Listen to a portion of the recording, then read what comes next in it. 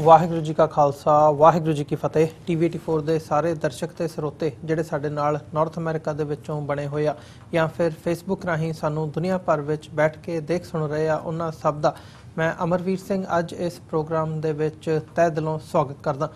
Viewers, ਅੱਜ ਅਸੀਂ ਇਸ ਪਲੇਟਫਾਰਮ ਤੋਂ ਖਾਲਿਸਤਾਨ ਦੀ ਜਿਹੜੀ ਆਜ਼ਾਦੀ ਦੀ ਗੱਲ ਹੈਗੀ ਹੈ ਉਸ ਨੂੰ ਮੁੱਖ ਰੱਖਦਿਆਂ ਹੋਇਆਂ ਜਿਹੜਾ 2020 referendum the call Sikhs for justice ਵੱਲੋਂ ਦਿੱਤੀ ਗਈ ਹੈ ਉਹਦੇ ਇੱਕ ਪੜਾਅ ਦੇ ਵਜੋਂ ਜਿਹੜਾ ਲੰਡਨ ਐਲਾਨਨਾਮਾ ਆਉਂਦੀ 12 ਅਗਸਤ ਨੂੰ ਟ੍ਰਫਾਲਗਰ ਸਕੁਆਇਰ ਲੰਡਨ ਦੇ ਵਿੱਚ ਕੀਤਾ ਜਾ ਰਿਹਾ ਹੈ, ਉਸ ਬਾਬਤ ਗੱਲਬਾਤ ਕਰਾਂਗੇ। ਉਹਦੀਆਂ ਕੀ ਡਿਵੈਲਪਮੈਂਟਸ ਇਸ ਵਕਤ ਹੋ ਰਹੀਆਂ ਨੇ, ਹੋ ਚੁੱਕੀਆਂ ਨੇ, ਤੇ ਆਉਣ ਵਾਲੇ ਸਮੇਂ ਦੇ ਵਿੱਚ ਕੀ ਐਕਸਪੈਕਟੇਸ਼ਨਸ ਇਸ ਲੰਡਨ ਐਲਾਨਨਾਮੇ ਦੇ ਵਿੱਚੋਂ ਲਾਈਆਂ ਜਾ ਸਕਦੀਆਂ ਨੇ, ਤੇ ਜਿਹੜੇ ਕੁਝ ਸਵਾਲ ਇਹਦੇ ਤੇ ਉੱਠ ਰਹੇ ਆ ਉਹਨਾਂ ਦੇ ਵੀ ਉਹਨਾਂ ਸਵਾਲਾਂ ਦੇ ਜਵਾਬ ਅਸੀਂ ਜਾਣਨ ਦੀ ਕੋਸ਼ਿਸ਼ ਕਰਾਂਗੇ ਜਿਹੜੇ ਸਿੱਖਸ ਫॉर ਜਸਟਿਸ ਦੇ ਲੀਗਲ ਐਡਵਾਈਜ਼ਰ ਹੈਗੇ ਆ ਗੁਰਪਤਵੰਤ ਸਿੰਘ ਪੰਨੂ ਹੋਰਾਂ ਕੋਲੋਂ।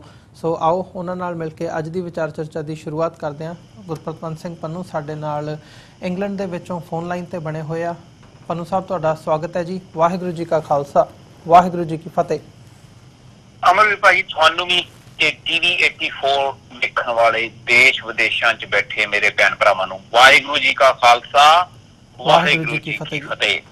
ਪੰਨੂ ਸਾਹਿਬ, ਸਾਰਿਆਂ ਤੋਂ ਪਹਿਲਾਂ ਮੈਂ ਚਾਹੂੰਗਾ, ਕਿਉਂਕਿ ਬੀਤੀ ਕੱਲ ਇਹ ਸਾਰੇ ਜਿਸ ਇਸ਼ੂ ਤੇ ਅਸੀਂ ਗੱਲਬਾਤ ਕਰ ਰਹੇ ਹਾਂ ਲੰਡਨ ਐਲਾਨਨਾਮਾ 2020 ਰੈਫਰੈਂਡਮ ਦੀ ਜਿਹੜੀ ਗੱਲ ਹੈਗੀ ਇਹਦੇ ਤੇ ਕੈਪਟਨ ਅਮਰਿੰਦਰ ਸਿੰਘ ਨੇ ਇੱਕ ਪ੍ਰੈਸ ਕਾਨਫਰੰਸ ਦੇ ਵਿੱਚ ਇੱਕ ਪੱਤਰਕਾਰ ਦੇ ਜਵਾਬ ਦੇ ਵਿੱਚ ਕੁਝ ਜਿਹੜੇ ਹੈਗੇ ਆ ਉਹ ਆਪਣੇ ਜਿਹੜੇ ਸਵਾਲ ਸੀ ਉਹਨਾਂ ਦਾ ਜਵਾਬ ਉਹਨਾਂ ਨੇ ਦਿੱਤਾ ਹੈਗਾ। ਤੁਹਾਡਾ ਰਿਸਪੌਂਸ ਕੀ ਹੈ ਕੈਪਟਨ ਅਮਰਿੰਦਰ ਸਿੰਘ ਦਾ ਜੋ ਇਹ ਕਹਿਣਾ ਕਿ ਥੋੜ੍ਹੇ ਬੰਦੇ ਹੈਗੇ ਆ, ਬਾਹਰੀ ਤਾਕਤਾਂ ਦੀ ਗੱਲ ਹੋਵੇ ਜਾਂ ਓਵਰਆਲ ਜਿਵੇਂ ਉਹਨਾਂ ਦਾ ਜਵਾਬ ਹੁੰਦਾ ਉੱਦਾਂ ਦਾ ਹੀ ਸੀ ਕਿ ਕੀ ਕਰਨਗੇ ਇਹ 2020 ਦੇ ਵਿੱਚ ਭਾਰਤ ਦੇ ਵਿੱਚ ਜਿਹੜੇ ਸਿੱਖ ਵਸਦੇ ਆ ਉਹ ਆਪਣੀ ਖੁਸ਼ੀ ਸਾਂਝੀ ਉਹਨਾਂ ਦੀ ਗੁਜ਼ਾਰ ਰਹੇ ਆ, ਤੇ ਚੰਗੇ ਬਿਜ਼ਨਸਮੈਨ ਤੇ ਚੰਗੇ ਸੈੱਟ ਹੈਗੇ ਆ ਭਾਰਤ ਦੇ ਹਰ ਇੱਕ ਸੂਬੇ ਦੇ ਵਿੱਚ ਹੈਗੇ ਆ। ਕੀ ਕਹਿਣਾ ਚਾਹੋਗੇ ਇਸ ਬਾਰੇ ਜਿਹੜਾ ਕੈਪਟਨ ਅਮਰਿੰਦਰ ਸਿੰਘ ਦਾ ਬਿਆਨ ਹੈਗਾ? ਦੇਖੋ, ਕੈਪਟਨ ਪੰਜਾਬ ਦੇ ਚੀਫ ਮਿਨਿਸਟਰ ਨੇ ਜੋ ਤੁਹਾਡੇ ਸਾਹਮਣੇ ਉਹ ਵੀਡੀਓ ਹੈ ਜਿਸ ਦੇ ਵਿੱਚ ਉਹਨੇ ਨਿੱਜੀ ਤੌਰ ਦੇ ਉੱਤੇ ਨੀਵਾਂ ਵਿਖਾਉਣ ਦੀ ਕੋਸ਼ਿਸ਼ ਕੀਤੀ ਹੈ ਮੈਨੂੰ ਵੀ, ਤੇ ਜਿਹੜੀ ਖਾਲਿਸਤਾਨ ਦਾ ਸੰਘਰਸ਼ ਕਰਨ ਵਾਲੇ ਸ਼ਹੀਦ ਜਿਨ੍ਹਾਂ ਨੇ 1.5 ਲੱਖ ਸਿੰਘ ਸਿੰਘਣੀਆਂ ਜਿਹੜੇ ਸ਼ਹਾਦਤ ਹੋਏ ਆ ਉਹਨਾਂ ਨੇ ਉਹਦੇ ਤੇ ਵੀ ਕੁਐਸਚਨ ਮਾਰਕ ਨਿਸ਼ਾਨ ਚਿੰਨ੍ਹ ਰੱਖ ਦਿੱਤਾ ਜੀ। ਮੈਂ ਹੁਣ ਕੈਪਟਨ ਦੇ ਪੱਧਰ ਤੱਕ, ਨੀਵੇਂ ਪੱਧਰ ਤੱਕ ਨਹੀਂ ਜਾਣਾ ਚਾਹੁੰਦਾ ਕਿਉਂਕਿ ਉਹ ਹਿੰਦੁਸਤਾਨ ਦਾ ਜਿਹੜੇ ਉਹਦੇ ਪੁਰਖ ਹੈ ਉਹ ਪਹਿਲਾਂ ਬ੍ਰਿਟਿਸ਼ ਰਾਜ ਦੇ, ਇਹਨਾਂ ਨੇ ਗਦਾਰੀ ਦਾ ਜਿਹੜਾ ਹੈ ਮੱਥੇ ਤੇ ਆਪਣੇ ਟਿੱਕਾ ਲਾਇਆ ਹੋਇਆ। ਸੋ ਗਦਾਰ ਜਿਹੜਾ ਹੁੰਦਾ ਉਹ ਆਪਣੇ ਮਾਲਕ ਦੇ ਲਈ ਹੀ ਪੂਛ ਜਿਹੜਾ ਹਿਲਾਉਂਦਾ। ਪਰ ਕੈਪਟਨ ਦੇ ਕੋਲ ਇੱਕ ਸਵਾਲ ਹੈ ਸਾਡਾ ਕਿ ਜੇ ਖਾਲਿਸਤਾਨ ਪੱਖੀ ਥੋੜੇ ਜਿਹੇ ਹੈ ਜਾਂ ਉਹ ਕਹਿੰਦਾ ਜੀ TV84 ਨੂੰ ਵੇਖਣ ਵਾਲੇ 100 ਹੈ, ਤਾਂ ਫਿਰ ਭਾਰਤੀ ਹਕੂਮਤ ਜਾਂ ਕੈਪਟਨ ਨੂੰ ਕਿਸ ਚੀਜ਼ ਤੋਂ ਡਰ ਲੱਗਦਾ ਹੈ? ਉਹ ਇੱਕ ਵਾਰ ਪੰਜਾਬ ਦੇ ਵਿੱਚ ਰੈਫਰੈਂਡਮ ਦਾ ਸੱਦਾ ਦੇ ਕੇ ਵੇਖ ਲੈਣ ਜੀ। ਉਹਨਾਂ ਦੇ ਸਵਾਲ ਦਾ ਜਵਾਬ 1990 ਤੋਂ ਲੈ ਕੇ ਸਿੱਖ ਕੌਮ ਦੇ ਜੁਝਾਰੂਆਂ ਨੇ ਉਹਨਾਂ ਨੂੰ ਦਿੱਤਾ ਹੋਇਆ ਸੀ ਔਰ ਦਿੱਤਾ ਹੋਇਆ। ਜਿਸ ਕੌਮ ਨੇ ਆਪਣੀ ਆਜ਼ਾਦੀ ਦੇ ਲਈ ਹੱਸ ਕੇ ਆਪਣੇ ਇੱਕ ਪਰਿਵਾਰ ਚੋਂ 2-2, 3-3 ਜੀ ਸ਼ਹੀਦ ਕਰਾਏ ਹੋਣ, ਤੇ ਉਹ ਥੋੜੇ ਜਿਹੇ ਕਿੱਦਾਂ ਹੋ ਸਕਦੇ ਆ ਜੀ? ਤੇ ਜੇ ਹੈ ਹੀ ਥੋੜੇ ਜਿਹੇ ਤੇ ਫਿਰ ਇੱਕ ਵਾਰ ਖੁੱਲੇ ਆਮ ਤੁਸੀਂ ਕਾਨੂੰਨੀ ਮੈਦਾਨੀ ਜੰਗ ਦੇ ਵਿੱਚ ਆ ਜਾਓ। ਔਰ ਪਿਛਲੇ ਵੀਕ ਦੀ ਜੇ ਸਟੇਟਮੈਂਟ ਤੁਸੀਂ ਕੈਪਟਨ ਅਮਰਿੰਦਰ ਦੀ ਵੇਖੋਗੇ ਤਾਂ ਸਾਰੇ ਪੰਜਾਬ ਦੇ ਪੁਲਿਸ ਅਫਸਰ, ਸਾਰੀ ਭਾਰਤੀਆਂ ਖੁਫੀਆ ਏਜੰਸੀਆਂ NIA ਉਹ ਮੀਟਿੰਗ ਕਰਦੀਆਂ। ਔਰ ਇਹ ਕੈਪਟਨ ਦਾ ਬਿਆਨ ਹੈ ਕਿ ਰੈਫਰੈਂਡਮ 2020 ਦੀ ਮੁਹਿੰਮ ਜਿਹੜੀ ਕਿ ਇੱਕ ਬੜੇ ਹੀ ਜ਼ੋਰਾਂ ਸ਼ੋਰਾਂ ਨਾਲ ਚੱਲਦੀ ਪਈ ਹੈ ਉਹਨੂੰ ਰੋਕਣਾ ਪੈਣਾ ਜੀ। ਉਹਦੇ ਰੋਕਣ ਲਈ ਕੁਛ ਨਾ ਕੁਛ ਕਰਨਾ ਪੈਣਾ, ਨਹੀਂ ਤੇ ਸਟੇਟ ਜਿਹੜੀ ਹੈ ਉਹ ਟੁੱਟ ਸਕਦੀ ਹੈ। ਇਹ 24 ਜੁਲਾਈ ਦੇ ਇਹਦੇ ਬਿਆਨ ਜਿਹੜੇ ਆ ਉਸ ਮੀਟਿੰਗ ਤੋਂ ਬਾਅਦ ਚੀਫ ਮਿਨਿਸਟਰ ਆਫਿਸ ਚੋਂ ਪ੍ਰੈਸ ਰਿਲੀਜ਼ ਹੁੰਦੀ ਹੈ ਜੀ। ਜੀ ਪੰਨੂ ਸਾਹਿਬ, ਜੇ ਅਸੀਂ 2020 ਰੈਫਰੈਂਡਮ ਦੀ ਗੱਲ ਕਰਨੀ ਹੋਵੇ, ਇੱਕ ਪਾਸੇ ਜਿੱਥੇ ਅਸੀਂ ਕੈਪਟਨ ਅਮਰਿੰਦਰ ਸਿੰਘ ਦੇ ਬਿਆਨਾਂ ਦੀ ਗੱਲ ਕਰਦੇ ਹਾਂ, ਉੱਥੇ ਜੇ ਬਾਹਰ ਲੰਡਨ ਦੇ ਵਿੱਚ ਜਿੱਥੇ ਇਹ ਐਲਾਨਨਾਮਾ ਹੋਣਾ, ਉੱਥੋਂ ਦੀ ਗੱਲ ਕਰੀਏ ਤਾਂ ਤੁਹਾਡੇ ਵੱਲੋਂ ਜਿਹੜੀ ਇਹ ਕੈਂਪੇਨ ਹੈਗੀ ਹੈ ਵਿੱਢੀ ਗਈ ਹੈ, ਇਹਦੇ ਵਿੱਚ ਤੁਸੀਂ ਇੱਕ ਈਮੇਲ ਕੈਂਪੇਨ ਦੀ ਜਿਹੜੀ ਹੈਗੀ ਹੈ ਉਹ ਮੁਹਿੰਮ ਚਲਾਈ ਸੀ, ਜਿਹਦੇ ਵਿੱਚ ਤੁਸੀਂ ਲੋਕਾਂ ਨੂੰ ਕਿਹਾ ਸੀ ਕਿ ਆਪਣੇ ਜਿਹੜੇ MPs ਹੈਗੇ ਆ ਉਹਨਾਂ ਨੂੰ ਤੁਸੀਂ ਈਮੇਲ ਲਿਖੋ ਕਿ ਉਹ ਇਸ ਪਾਰਟ ਦੇ ਵਿੱਚ ਇੱਧਰ ਸ਼ਮੂਲੀਅਤ ਕਰਨ। ਸੋ ਉਹਦਾ ਕੀ ਰਿਸਪੌਂਸ ਹੈਗਾ ਜਦੋਂ ਅਸੀਂ ਬਰਤਾਨੀਆ ਦੇ ਵਿੱਚ ਦੇਖਦੇ ਹਾਂ? ਦੇਖੋ, ਇਹਨਾਂ ਨੇ ਕੋਸ਼ਿਸ਼ ਕੀਤੀ 11 ਜੁਲਾਈ ਨੂੰ, 11 ਜਾਂ 12 ਨੂੰ, ਐਗਜ਼ੈਕਟ ਮੈਂ ਡੇਟ ਹੋ ਸਕਦਾ 12 ਹੋਵੇ, ਭਾਰਤ ਦਾ ਜਿਹੜਾ ਫੋਰਨ ਆਫਿਸ ਹੈ, ਐਕਸਟਰਨਲ ਅਫੇਅਰਸ ਮਿਨਿਸਟਰੀ, ਉਹਨਾਂ ਨੇ ਇੱਕ ਡੀਮਾਰਸ਼ੇ ਇਸ਼ੂ ਕਰ ਦਿੱਤਾ ਸੀ ਬ੍ਰਿਟਿਸ਼ ਹਾਈ ਕਮਿਸ਼ਨ ਨੂੰ। ਡੀਮਾਰਸ਼ੇ ਜਿਹੜਾ ਹੁੰਦਾ ਹੈ ਉਹ ਕਾਨੂੰਨੀ ਤੌਰ ਤੇ ਸਰਕਾਰਾਂ ਇੱਕ ਦੂਜੇ ਨੂੰ ਕਿਸੇ ਵੀ ਮੁੱਦੇ ਦੇ ਉੱਤੇ ਜਵਾਬਦੇਹੀ ਕਰਦੀਆਂ, ਉਹਨਾਂ ਕੋਲ ਹਾਂ ਜਾਂ ਨਾ ਦੀ ਮੰਗ ਕਰਦੀਆਂ। ਉਹ ਡੀਮਾਰਸ਼ੇ ਸੀ ਕਿ ਲੰਡਨ ਡੈਕਲੇਰੇਸ਼ਨ ਜਿਹੜੀ ਹੈਗੀ ਹੈ ਰੈਫਰੈਂਡਮ 2020 ਤੇ ਸਿੱਖਾਂ ਦੀ ਖੁਦ ਮੁਖਤਿਆਰੀ ਦੇ ਹੱਕ ਤੇ, ਉਹਨੂੰ ਬੈਨ ਕਰ ਦਿਓ, ਉਹਨੂੰ ਬਲਾਕ ਕਰ ਦਿਓ ਜੀ। ਔਰ ਥੋੜੇ ਦਿਨਾਂ ਬਾਅਦ ਜਵਾਬ ਜਿਹੜਾ ਬ੍ਰਿਟਿਸ਼ ਹਾਈ ਕਮਿਸ਼ਨਰ ਨੇ ਦਿੱਤਾ ਕਿ ਜੋ ਲੰਡਨ ਐਲਾਨਨਾਮਾ ਹੋ ਰਿਹਾ ਰੈਫਰੈਂਡਮ 2020 ਦੇ ਉੱਤੇ, ਉਹ ਕਾਨੂੰਨੀ ਤੌਰ ਤੇ ਔਰ ਲੋਕਤੰਤਰਕ ਤਰੀਕੇ ਨਾਲ ਜਿੰਨੀ ਦੇਰ ਤੱਕ ਚੱਲੇਗਾ ਉਹਨੂੰ ਬੈਨ ਨਹੀਂ ਕੀਤਾ ਜਾ ਸਕਦਾ ਜੀ। ਸਾਡੇ ਕੋਲ ਉੱਥੇ ਦੀ ਪ੍ਰਸ਼ਾਸਨ, ਸਾਡੇ ਕੋਲ ਐਡਮਿਨਿਸਟ੍ਰੇਸ਼ਨ ਹੈ, ਜੇ ਕੋਈ ਮੁਸ਼ਕਲ ਪਏਗੀ ਅਸੀਂ ਫਿਰ ਵੇਖ ਲਾਂਗੇ, ਪਰ ਫਿਰ ਵੀ ਅਸੀਂ ਉਹਦੇ ਉੱਤੇ ਕੋਈ ਜਿਹੜਾ ਹੈ ਅਣਗਹਿਲੀ ਨਹੀਂ ਕੀਤੀ। ਇੱਕ ਸਿਸਟਮ ਅਸੀਂ ਤਿਆਰ ਕਰ ਲਿਆ ਅਗਲਾ ਪੂਰਾ ਵੀਕ ਲਗਾ ਕੇ, ਔਰ ਉਸ ਸਿਸਟਮ ਰਾਹੀਂ ਜੇ ਅਸੀਂ ਇੱਕ ਈਮੇਲ ਦੀ ਕੰਪੇਨ ਚਲਾਈ ਜਿਹਦੇ 'ਚ ਤੁਸੀਂ ਆਪਣਾ ਨਾਮ ਭਰਨਾ ਸੀ, ਆਪਣਾ UK ਦਾ ਪੋਸਟਲ ਕੋਡ ਭਰਨਾ ਸੀ ਤੇ ਆਪਣੀ ਈਮੇਲ ਭਰਨੀ ਸੀ, ਔਰ ਤੁਹਾਨੂੰ ਉਹ ਬਣੀ ਬਣਾਈ ਈਮੇਲ ਲੈਟਰ ਜਿਹੜੀ ਕਿ UK ਦੇ ਮੈਂਬਰ ਪਾਰਲੀਮੈਂਟਾਂ ਤੋਂ ਇਹ ਮੰਗ ਕਰਦੀ ਸੀ ਕਿ ਭਾਰਤ ਦੀ ਦਖਲ ਅੰਦਾਜ਼ੀ UK ਦੇ ਇੰਟਰਨਲ ਅਫੇਅਰ ਦੇ ਵਿੱਚ freedom of speech and expression ਤੇ ਸਿੱਖਾਂ ਤੇ ਹੋ ਰਹੀ ਹੈ, ਔਰ ਇਸ ਨੂੰ ਰੋਕਿਆ ਜਾਏ, ਔਰ ਲੰਡਨ ਡੈਕਲੇਰੇਸ਼ਨ ਜਿਹੜੀ ਹੈ ਉਹ ਜਿਹੜੀ ਹੈ ਹੋਣੀ ਚਾਹੀਦੀ ਹੈ ਤੇ ਉਹਨੂੰ ਮਨਜ਼ੂਰੀ ਜਿਹੜੀ ਹੈ ਦਿੱਤੀ ਹੋਈ ਹੈ ਉਹਨੂੰ ਰੋਕਿਆ ਨਾ ਜਾਏ ਜੀ। ਤੇ ਮੈਂ ਤੁਹਾਨੂੰ ਦੱਸ ਸਕਦਾ ਕਿ ਸਿਸਟਮ ਦਾ ਰੈਕਾਰਡ ਭੇਜ ਸਕਦਾ ਕਿ ਪਹਿਲੇ 3 ਦਿਨਾਂ ਦੇ ਵਿੱਚ ਉਸ ਸਿਸਟਮ ਦੇ ਉੱਤੇ 37,000 ਤੋਂ ਵੱਧ ਹਿੱਟਸ ਸੀ, ਔਰ ਉਹ ਈਮੇਲ ਮੈਂਬਰ ਪਾਰਲੀਮੈਂਟਾਂ ਨੂੰ ਜਾਂਦੀ ਸੀ, ਉਹ ਈਮੇਲ ਮੈਂਬਰ ਯੂਰੋਪੀਅਨ ਪਾਰਲੀਮੈਂਟਸ ਨੂੰ ਜਾਂਦੀ ਸੀ ਜਿਹੜੇ UK ਦੇ ਪ੍ਰਤੀਨਿਧੀ ਹੈ, ਔਰ ਉਹਨਾਂ ਦੇ ਬਹੁਤਿਆਂ ਦੇ ਜਵਾਬ ਆਏ ਹੈ। ਤੁਸੀਂ ਮੇਲਾਂ UK ਤੋਂ ਪੁੱਛੋ ਜਿਹਨਾਂ ਸਿੰਘਾਂ ਨੇ ਕੀਤੀਆਂ ਕਿ ਉਹਨਾਂ ਨੂੰ ਆਪਣੇ 6 ਰਾਈਟ ਟੂ ਸੈਲਫ ਡਿਟਰਮੀਨੇਸ਼ਨ ਤੇ ਜਿਹੜਾ ਲੰਡਨ ਐਲਾਨਨਾਮਾ ਹੋ ਰਿਹਾ ਉਹਦੇ ਨਾਲ ਉਹਨਾਂ ਨੂੰ ਪੂਰੀ ਸਪੋਰਟ ਹੈ freedom of speech and expression ਦੀ, ਤੇ ਉਹ ਮੇਕ ਸ਼ੋਰ ਕਰਨਗੇ ਜਿੰਨੀ ਦੇਰ ਤੱਕ ਇਹ ਪੀਸਫੁਲ ਤੇ ਡੈਮੋਕ੍ਰੈਟਿਕ ਹੈ ਇਹਦੇ ਵਿੱਚ ਕੋਈ ਰੋਕਥਾਮ ਨਾ ਲਾਈ ਜਾਏ। ਸੋ ਬਹੁਤ ਵੱਡਾ ਹੁੰਗਾਰਾ ਜਿਹੜਾ ਹੈ ਉਹ UK ਦੇ ਪਾਰਲੀਮੈਂਟੇਰੀਅਨਸ ਤੋਂ ਤੇ ਮੈਂਬਰ ਯੂਰੋਪੀਅਨ ਯੂਨੀਅਨਸ ਤੋਂ ਪਾਰਲੀਮੈਂਟ ਤੋਂ ਸਾਨੂੰ ਮਿਲਿਆ ਉਹਦੇ ਵਿੱਚ ਜੀ।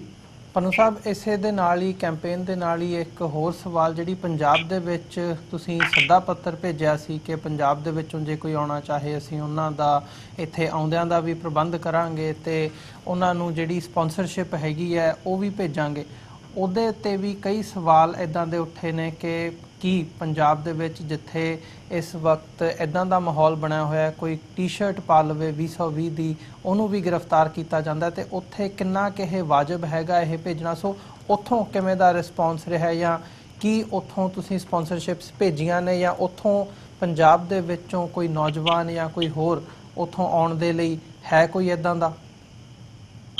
ਆਵੀਰ ਭਾਈ, ਪੰਜਾਬ ਤੇ ਗ੍ਰੰਥ ਨੂੰ ਮੰਨਣ ਵਾਲੇ ਗੁਰੂ ਨੂੰ ਤੇ ਪੰਥ ਦੇ ਜੁਝਾਰੂ ਜੇ ਮੋਢਿਆਂ ਤੇ 47 ਪਾਉਣ ਤੋਂ ਹੀ ਘਬਰਾਉਂਦੇ ਤੇ ਰੈਫਰੈਂਡਮ 2020 ਦੀ ਟੀ-ਸ਼ਰਟ ਪਾਉਣ ਤੋਂ ਕਿੱਥੇ ਘਬਰਾਉਣਗੇ। ਔਰ ਇਹ ਦਿਖਾ ਚੁੱਕੇ ਆ ਉਹ ਪੰਜਾਬ ਦੇ ਵਿੱਚ ਕਿ ਰੈਫਰੈਂਡਮ ਦੀ ਜਿਹੜੀ ਮੁਹਿੰਮ ਹੈ 2020 ਚ ਵੋਟਾਂ ਪੈਣ ਦੀ, ਉਹ ਘਰ ਘਰ ਪਿੰਡ ਪਿੰਡ ਉਹਨਾਂ ਆਪਣੇ ਸਿੰਘਾਂ ਨੇ ਪਹੁੰਚਾਤੀ ਹੈ। ਕੇਸ ਬਿਲਕੁਲ ਪੈਂਦੇ ਔਰ ਕੇਸ ਪੈਂਦੇ ਰਹਿਣਗੇ। ਜਿਹੜੀ ਅਸੀਂ ਸਟੂਡੈਂਟਸ ਨੂੰ ਸਪਾਂਸਰਸ਼ਿਪ ਦੀ ਗੱਲ ਕੀਤੀ ਸੀ ਉਹ ਉਹਨਾਂ ਦੇ ਜ਼ੋਰ ਤੇ ਹੀ ਕੀਤੀ ਸੀ, ਕਿਉਂਕਿ ਅਸੀਂ ਪਿਛਲੇ 4 ਸਾਲ ਤੋਂ ਇੱਕ ਬਹੁਤ ਵੱਡੀ ਮੁਹਿੰਮ ਗਰਾਊਂਡ ਗ੍ਰਾਸਰੂਟ ਲੈਵਲ ਤੇ ਸੋਸ਼ਲ ਮੀਡੀਆ ਤੇ ਚਲਾਉਂਦੇ ਆ। ਸਟੂਡੈਂਟਸ ਨੇ ਕਿਹਾ ਸੀ ਕਿ ਅਸੀਂ ਇਸ ਮੁਹਿੰਮ ਦਾ ਹਿੱਸਾ ਬਣਨਾ ਚਾਹੁੰਦੇ ਹਾਂ, ਇਹੋ ਜਿਹਾ ਇਕੱਠ ਪੰਜਾਬ ਦੇ ਵਿੱਚ ਨਹੀਂ ਹੋ ਰਿਹਾ ਤੇ ਸਾਨੂੰ ਤੁਸੀਂ ਬੁਲਾਓ। ਅਸੀਂ ਉਹਨਾਂ ਦੇ ਸੱਦੇ ਪੱਤਰ ਦੇ ਉੱਤੇ ਸਪਾਂਸਰਸ਼ਿਪ ਦੀ ਮੁਹਿੰਮ ਚਲਾਈ ਸੀ ਔਰ 5500 ਤੋਂ ਉੱਤੇ ਅਸੀਂ, ਕਿਉਂਕਿ ਕੁਆਲੀਫਾਈਡ ਸਟੂਡੈਂਟਸ ਜਿਹੜੇ ਸਟੂਡੈਂਟਸ ਹੈ ਤੇ ਜਿਹੜੇ ਆਉਣਾ ਚਾਹੁੰਦੇ ਆ, ਅਸੀਂ ਉਹਨਾਂ ਨੂੰ ਭੇਜੀਆਂ। ਹਜ਼ਾਰਾਂ ਦੀ ਤਾਦਾਦ ਦੇ ਵਿੱਚ ਈਮੇਲਾਂ ਆਈਆਂ ਔਰ ਕੁਛ ਨਾ ਕੁਛ ਉਹਦੇ ਵਿੱਚੋਂ ਭਾਰਤੀ ਟਰੈਵਲ ਏਜੰਟ ਬੇਈਮਾਨਾਂ ਨੇ ਉਹ ਕੰਮ ਸ਼ੁਰੂ ਕੀਤਾ ਕਿ ਆਪਣੇ ਪੰਜਾਬ ਦੇ ਸਿੱਖਾਂ ਨੂੰ ਦੁਬਾਰਾ ਕੋਸ਼ਿਸ਼ ਕੀਤੀ ਕਿ ਪੈਸੇ ਦੇ ਕੇ ਉਹਨਾਂ ਤੋਂ ਸਪਾਂਸਰਸ਼ਿਪ ਲਈਆਂ ਜਾਣ। ਇੰਡੀਅਨਸ ਨੇ ਆਪਣਾ ਕੰਮ, ਆਪਣੀ ਬੇਈਮਾਨੀ, ਆਪਣੀ ਅਹਿਸਾਸ ਆਲਰੇਡੀ ਦਵਾਇਆ ਵੀ ਉਹ ਕਿਸ ਕਦਰ ਤੱਕ ਗਿਰੇ ਹੋਏ ਨੇ। ਉਹ ਵਿਖਾਇਆ ਉਹਨਾਂ ਨੇ ਆਪਾਂ ਨੂੰ, ਉਹ ਵਿਖਾਇਆ ਕਿ ਉਹ ਚੀਫ ਮਿਨਿਸਟਰ ਕੈਪਟਨ ਅਮਰਿੰਦਰ ਦੀ ਲਾਈਨ ਦੇ ਤੇ ਉਹਨਾਂ ਦੇ ਖੂਨ ਦੇ ਹੀ ਅੱਗਿਓਂ ਪਿਆਦੇ ਨਿਕਲੇ ਹੋਏ ਆ। ਪਰ ਅਸੀਂ 5500 ਤੋਂ ਵੱਧ ਸਪਾਂਸਰਸ਼ਿਪ ਜਿਹੜੀਆਂ ਹੈਗੀਆਂ ਕੁਆਲੀਫਾਈਡ ਸਟੂਡੈਂਟਸ ਨੂੰ ਦਿੱਤੀਆਂ ਔਰ ਉਹਨਾਂ ਤੋਂ ਅਸੀਂ ਇਹ ਕਰਾਉਂਦੇ ਸੀ ਵੀ ਉਹਨਾਂ ਨੇ 10 ਤਰੀਕ ਨੂੰ ਆਉਣਾ ਹੈ ਤੇ 14 ਤਰੀਕ ਨੂੰ ਵਾਪਸ ਜਾਣਾ ਹੈ, ਕਿਉਂਕਿ ਇਹ ਯੂਕੇ ਦਾ ਕਾਨੂੰਨ ਹੈ ਕਿ ਜੇ ਤੁਹਾਨੂੰ ਵੀਜ਼ਾ ਮਿਲਿਆ ਤੇ ਜਿਸ ਕੰਮ ਤੁਸੀਂ ਆਏ ਹੋ, ਜਿਹੜੀ ਰੈਲੀ ਅਟੈਂਡ ਕਰਨ ਆਏ ਹੋ, ਜਿਹੜੀ ਤੁਸੀਂ ਕੋਈ ਸੈਮੀਨਾਰ ਅਟੈਂਡ ਕਰਨ ਆਏ ਹੋ, ਉਹ ਕਰਕੇ ਤੁਸੀਂ ਵਾਪਸ ਜਾਣਾ ਹੈ ਜੀ। ਔਰ ਬਹੁਤ ਵੀਜ਼ੇ ਜਿਹੜੇ ਆ ਉਹ ਤੁਹਾਨੂੰ ਮੈਂ ਦੱਸ ਸਕਦਾ ਈਵਨ ਇਸ਼ੂ ਵੀ ਹੋਏ ਆ, ਜਿਨ੍ਹਾਂ ਨੇ ਕੋਸ਼ਿਸ਼ ਕਰਕੇ ਸਹੀ ਟਾਈਮ ਦੇ ਉੱਤੇ ਆਪਣੀਆਂ ਅਪੁਆਇੰਟਮੈਂਟਸ ਲੈ ਲਈਆਂ। ਜਿਵੇਂ ਮੈਂ ਅੱਗੇ ਦੱਸਿਆ, ਇੰਡੀਅਨ ਏਜੰਟਸ ਜਿਹੜੇ ਹੈ ਉਹਨਾਂ ਨੇ ਕਾਫੀ ਖਰਾਬੀ ਕੀਤੀ ਹੈ ਇਸ ਦੇ ਵਿੱਚ ਤੇ ਉਹਦੇ ਕਰਕੇ ਅਪੁਆਇੰਟਮੈਂਟਸ ਦੀ ਵੀ ਪ੍ਰੋਬਲਮ ਪਈ। ਪਰ ਉਹ ਤਾਂ ਚਲੋ ਹੁਣ ਗੁਰੂ ਦੀ ਜੋ ਹੈ ਬਖਸ਼ਿਸ਼, ਜਿਸ ਹਿਸਾਬ ਨਾਲ ਜੋ ਚੱਲਣਾ।